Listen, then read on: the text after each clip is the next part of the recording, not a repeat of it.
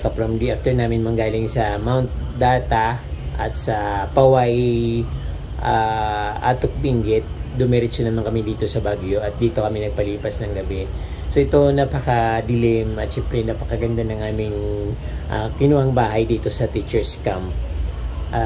Napakalaki, maliwala, syempre ang ganda ng loob. Kahit nga sa sala silang napakalaki na pwedeng isang bahay na para sa akin. Tapos mayroon siyang 3 kwarto, may kitchen at syempre may separate yung kanyang dining table.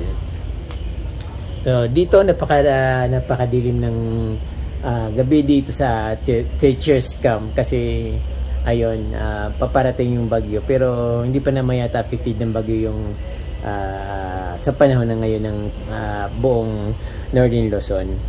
Pero ito napakalamig, siyempre nasa Baguio ako, sobrang lamig at siyempre masarap sa pakiramdam, sa katawan, napakasarap, unlike sa Metro Manila o sa ibang probinsya na mainit kahit na umuulan. So dito kahit na mainit at umuulan, malamig pa rin. Sa ibang probinsya kapag umuulan, lumalamig. Dito pag umuulan dito sa Baguio, nababawasan yung lamig. So ganun talaga yung sistema. Karamihan sa mga pupunta dito, yung mga nakakaalam sa Teachers Camp, dito sila nagtutumutuloy at naghahanap ng matirahan. Kasi mura lang yung dito, mga rent. Ang dito per head nasa 300 pesos pataas. Parang 350 something, pinakamataas ng 350. But kung marami kayo, paghati-hatian yung isang cottage na ganito na napakalaki, then makakamura kayo ng gastusin sa pagta-travel. Kung dito kayo pupunta sa Baguio. Kasi kung pupunta kayo dun sa mga hotel na dyan sa malalapit sa sentro, mahal yun. Maupa kayo ng isang kwarto, tapos may isang kama, may CR, mahal. Pero pag dito kayo sa Teachers Camp pumunta, ang isang tao dito ay lang, per 300 pesos per head sa bawat halimbawa isang bahay, kung 10 kayo magkakasama, matutulog kayo ng isang gabi dito, so hindi ka pa makakagastos ng 500 pesos kasama na yung pagkain doon. So depende na lang sa kung anong gusto mong kainin kasi siyempre mahal din ang pagkain dito sa Baguio, same sa Manila, pero yung yung accommodation, yung titirahan nyo, makakamura kayo kung marami kayo. So tara kapramdi, papakita ko sa inyo yung loob ng bahay namin dito sa Teachers Camp.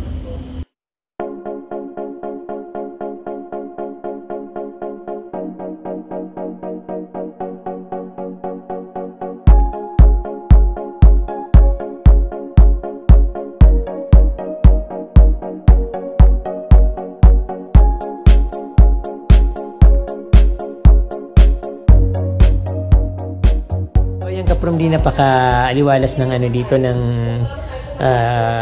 loob ng bahay.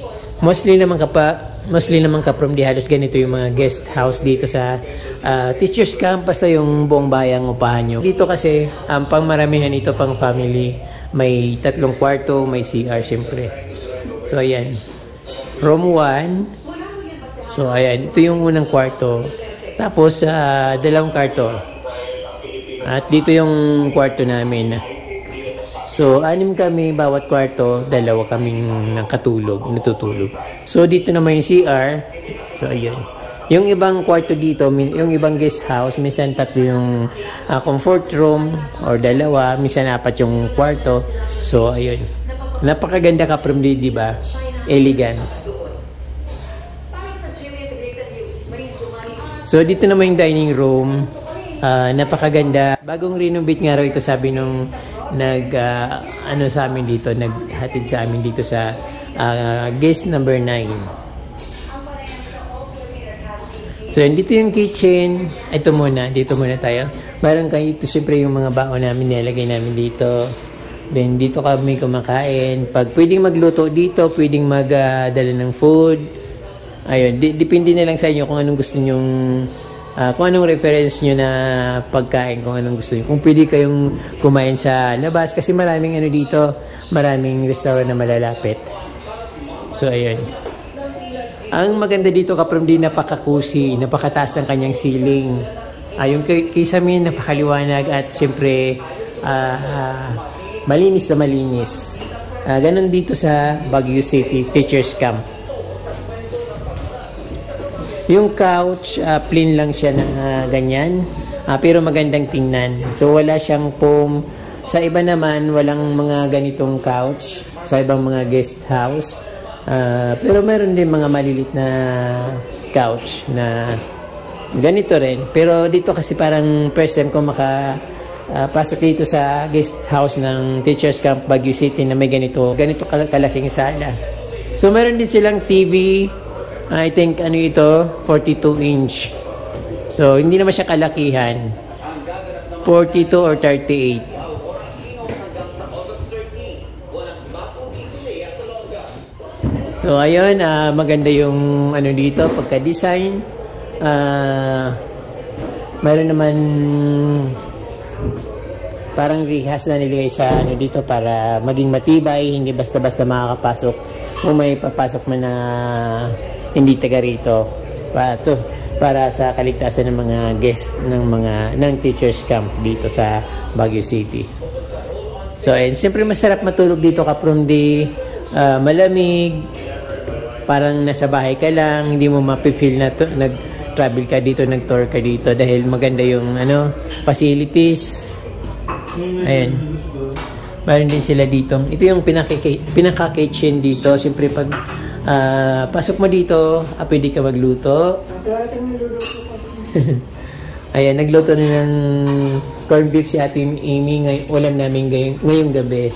Kasi bukas, babalik na kami ng Manila. Malayo na ng pinuntahan namin kung saan na kami nakarating. So, ayan, napakalaki ng kitchen nila. Mayroon ditong yung kalan, pwede magluto dito. Siyempre, libre na yung gasol. At siyempre, hindi naman kasama yata sa binabayaran. Kasi mura lang naman yung binabayaran dito. Pero yung ganito kalaki, siguro medyo mahal yung medyo pricey. Pero hindi naman ganun kasing mahal ng mga nasa hotel, mga binabayaran sa hotel. Mura lang talaga dito kaprom di. So, ay napakaganda.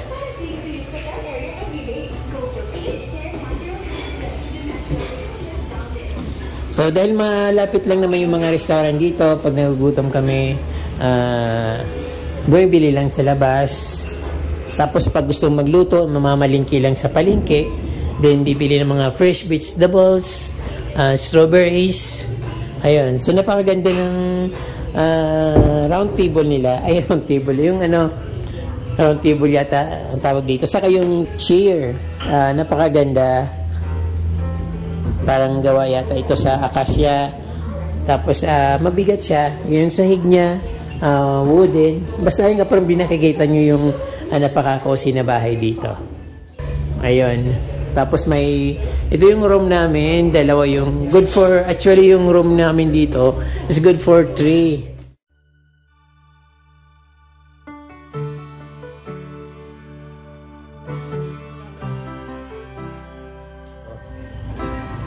So, ayun. Ang gulo-gulo. Binuksan ko yung Ayun mga gamit namin kasi galing kami sa Tukbinggit. Nagano kami doon, 1 night sa Mount Data Hotel, saka sa 1 night sa Sakura Garden. Ayun. Tapos dito naman pang 2 gabi na namin dito. Tapos kinabukasan, uwi na kami na Manila. So, ayan. Bali, 4 nights kami naggagala dito sa Northern Philippines, sa summer capital ng Pilipinas. Then ito from yung cabinet. So bagong renovate, napakalinis. Amoy na amoy pa yung pintura. So kaya pag natutulog kami, medyo amoy yung pintura, kaya sinasarado namin yung bintana. At syempre gusto namin na malamig, kaya binubuksan namin yung bintana para pumasok yung lamig. Kasi minsan lang naman ito nangyayari. Pag balik na ng Manila, ayun, titiisin na naman yung sobrang init ng panahon.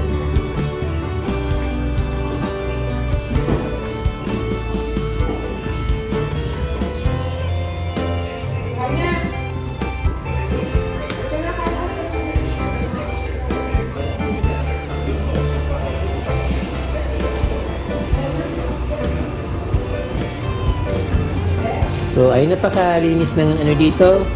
Ito yung kitchen nila.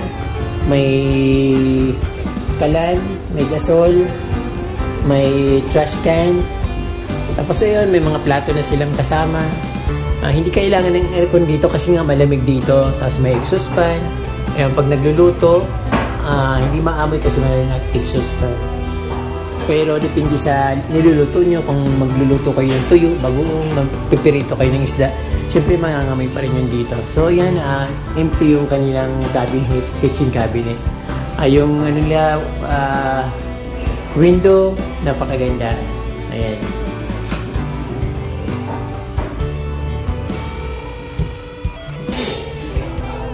So, ayun ka-from-day, kakain na kami. At ang ulam namin ay corned beef. And si Christopher, si Captain, at si Ate Amy. So, ayun ka-from-day, tapos na kami mag-dinner. At syempre, konti lang silang kumain. Ako lang yung pinakamalakas kumain dito. Ay yung mga pagkain halos ako naman palagi nakakaubos. Kasi sila parang tumitikim lang ng mga pagkain.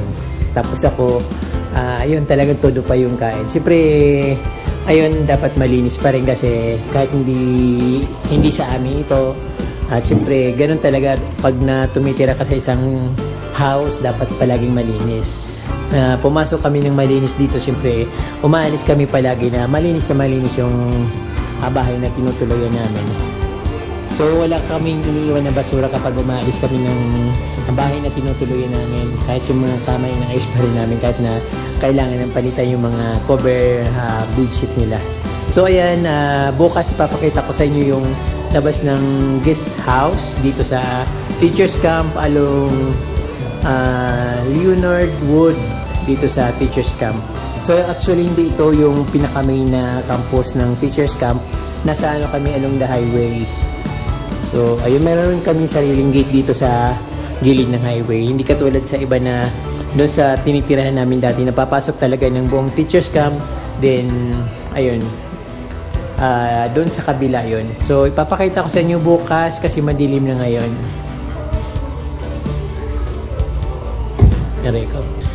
So, ay mga ka-from-day, umaga na at papakita ko sa inyo labas ng aming tinitirahan dito sa Baguio City, Guest House 9. So, siyempre gusto kong ipakita muna sa inyo yung mga bulaklak dito na napakaganda, mga dahlia white, meron sunflower, ayun, sariwang-sariwa, saka meron din dahlia na parang magenta.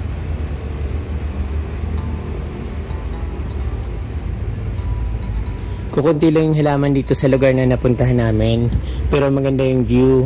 Yan, nakikita nyo parang napakaganda ng pagka-design ng bahay dito sa harapan. Ayun,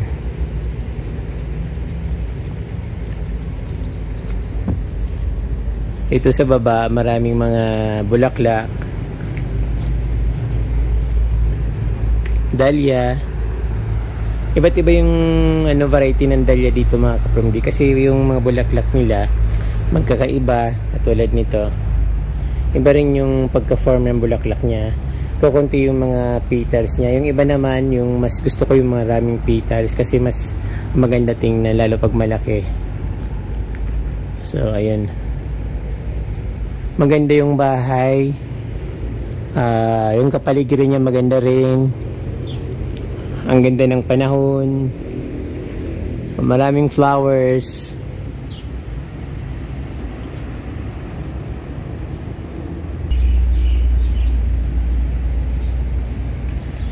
Ayan, iba't ibang mga flowers dito mga ka-from-day. White flowers,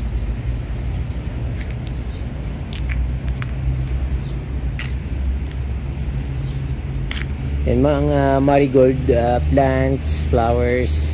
Mayroon sinya.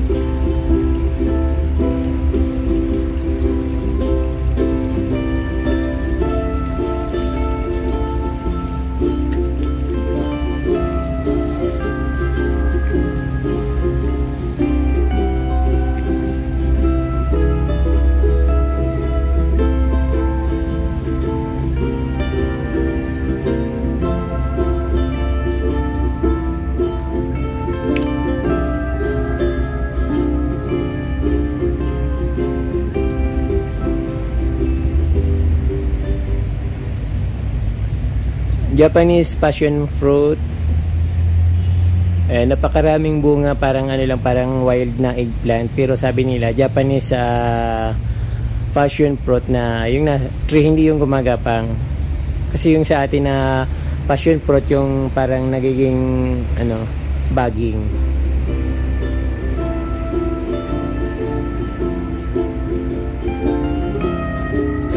Ang ganda talaga ng bahay na tinirahan namin.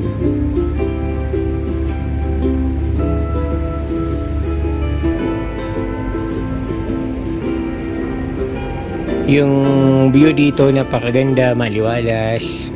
Saka lahat magaganda, lahat yung tingnan, parang yung mga American house ba.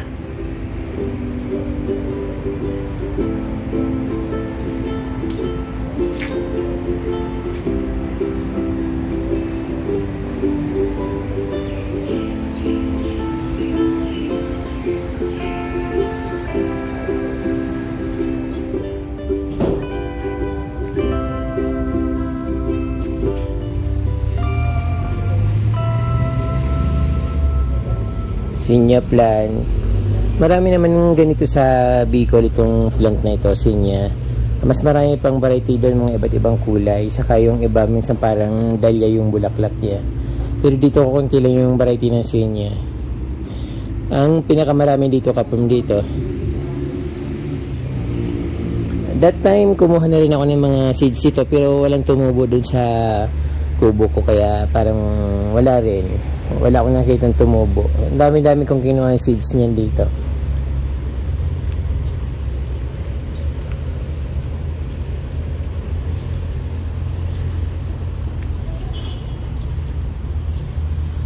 Dahil bulaklak.